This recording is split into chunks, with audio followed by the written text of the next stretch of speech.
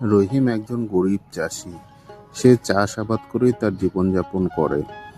সে সবসময় চেষ্টা করে যেন তার ফ্যামিলি সুখে শান্তিতে থাকে। নিজের জমিতে সে চাষাবাদ করত। তার সামান্য পরিমাণে একটু জমি ছিল। সেখানে সে কঠোর পরিশ্রম করত। জমিতে ফসল ফলানোর জন্য সে ট্রাক্টর দিয়ে জমি চাষ করাচ্ছে। তাই সে সকালবেলা ছুটেছে জমিতে কেমন ভাবে চাষ করবে সেটা দেখার জন্য। আরে নগেন, তোমার জমিতে তো দারুণ ফসল হয়েছে। কি সুন্দর ফসল হয়েছে তোমার তো এবছর ভালো লাভ হবে।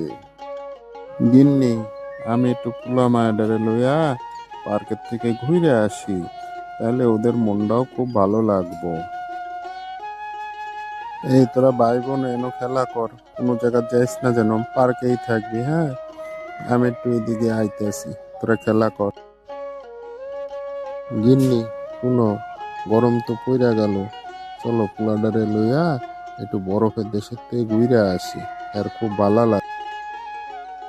এই দেখো গিন্নি, বরফের দেশে বেগুন গাছ হয়েছে, কত সুন্দর বেগুন, চলো আমরা ওই দিকটা গিয়ে।